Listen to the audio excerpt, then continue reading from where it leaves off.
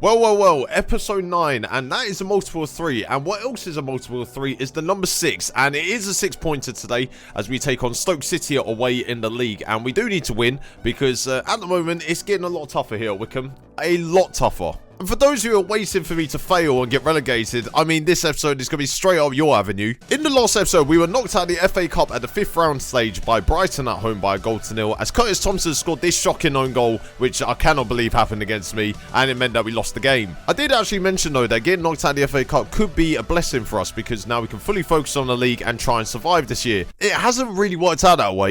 Now, following that game against Brighton, we took on Huddersfield Town away from home, and David Wheeler gave us the lead after 5 minutes as he fired in this great strike inside the box, but then Lewis O'Brien, their centre midfielder, took the game by the scruff of his neck by scoring this solo goal and then scoring one later on, and then Jonathan Hogg fired in a fourth for Huddersfield in the second half, but Alex Samuel did pull a goal back, and well, he's kept on scoring really. Derby County then were the visitors to Adams Park, and they took the 2-0 lead at half-time as Buchanan scored this great strike on the edge of the box, but we did pull a goal back in the second half through Daryl Horgan, but we ultimately fell to a 2-1 defeat. Alex Samuel was once again the hero for us as we managed to secure the double over Millwall with a 2-0 win at the Den, as he set up David Wheeler to give us the lead after 10 minutes and then scored one of his own later on in the half to give us a 2-0 win and all 3 points. But then we fell to a disappointing defeat at home to Reading as they visited Adams Park, and Semedo gave him the lead in the first half from this free kick, and then George Pushkas doubled the lead in the second half and fired it into the top corner. But once again, Alex Samuel scored again. I mean, death taxes and Alex Samuel scoring at the moment. It was back-to-back home games for us as we took on Norwich in the game after that, but we ended up losing 2-1 again. Kieran Dow and Placetta scored 2 quick-fire goals for them in the first half. Even though Alex Samuel didn't score, he was involved in our goal though, as he set up Nick Freeman to pull a goal back in the second half, but ultimately we just lost the game.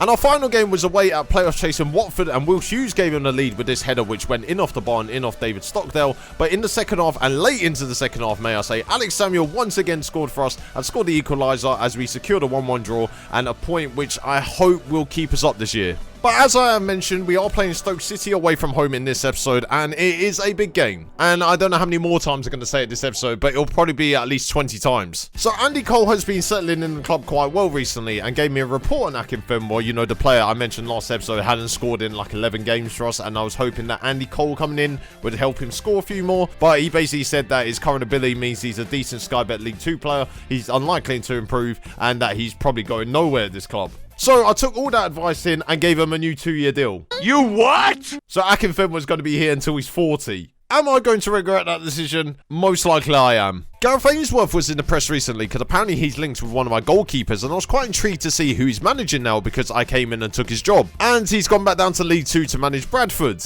And I mean, I wish him good luck because I don't really have any good things to say about Bradford City. I mean, there's not really many, to be fair. The Reading game also saw me asked whether I was looking forward to coming up against the new Reading manager, which is Tony Pulis. And I have 2 questions. First of all, why? And second of all, how? I actually cannot believe Tony Pulis is being hired in this day and age. And Sheffield Wednesday are very lucky to have him in charge. We've been very fortunate with injuries this season, but Nick Freeman is now out injured for 3 weeks, which puts him out of the game against Stoke. I also asked my chief scout to do a report on the Carabao Cup this season to see if there was any players we could bring into the club.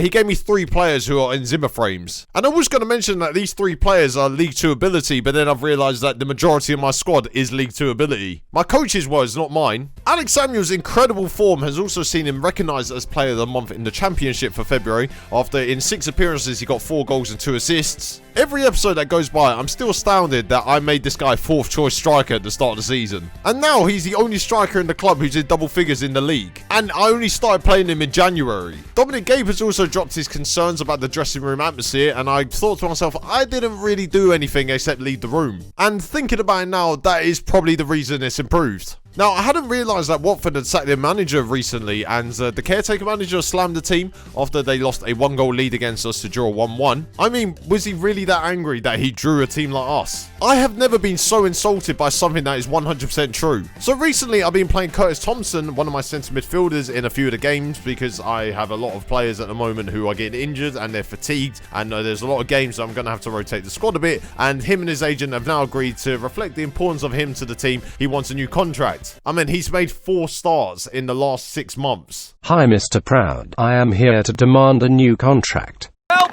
Help! And when I went to have a conversation with him and tell him that he's not going to get a new contract until the end of the season, which I still won't be giving him a new contract, he decided to throw a hissy fit and wanted on the transfer list as well. I mean, happily join it, mate. I don't give a shit. But now we move into our 6-pointer against Stoke away from home. And Stoke are in really good form at the moment, and we're not doing that well. So I've gone for a more defensive 4-2-3-1 formation, and it means that we play with 2 defensive midfielders. But Ryan Tafazoli will come into left back for Joe Jacobson because Jacobson, once again, is fatigued. I mean, I play him 3 times, and then he just doesn't want to play anymore. Adoniran and Dominic Gate will play as our 2 defensive midfielders, with Alex Patterson playing ahead of them in the playmaker role. And Daryl Horgan, Daniel Nalondalu, and Uche Piazu will lead the line for us. I've gone for Uche Piazu because I feel like his presence in the box is going to be more of a threat than Alex Samuel, who has scored loads of goals recently. Oh god, I feel like I'm just having to explain my tactical decisions to you because you're probably just watching this thinking, Chris, you've got an informed striker and you're dropping him to the bench for big games. Are you a moron? I mean, if a tree falls down in a forest, does it still make a sound? Exactly. To be really honest with you, I'm not really sure how Stoke are this far down the league with a squad like that. And if you think I'm actually praising the opposition for the first time because I'm hoping that they don't batter me in the next game and that we actually have a chance of staying up, then you're 100% right. But it's a sensational time when players like John Obi Mikel, a former Champions League winner, is able to share the pitch with players such as Uche Piazu, who couldn't get more than 5 league goals in the SPL.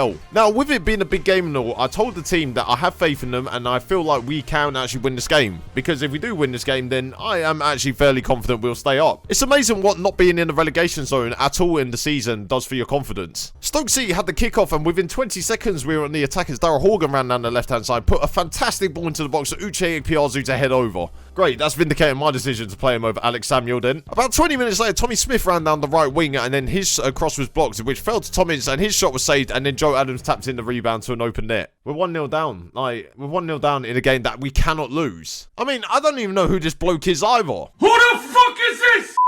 And talking of Joe Adams, he got another chance a couple of minutes later as he was found on the left wing by Harry Suter, but then he fired the shot straight at Ryan Alsop. I mean, why couldn't he have done that about 5 minutes earlier? On the stroke of half-time, Harry Suter played a long ball forward, and then Josh Knight managed to underhit the pass back to the keeper, and Tyrese Campbell pounced on it and scored. Oh well, here we go, bottling it once again. Have I mentioned it's a 6-pointer, by the way? Half-time came around, and the XG count showed us that we went up in the first minute and then flatlined for the rest of the half. I mean, have we died or something?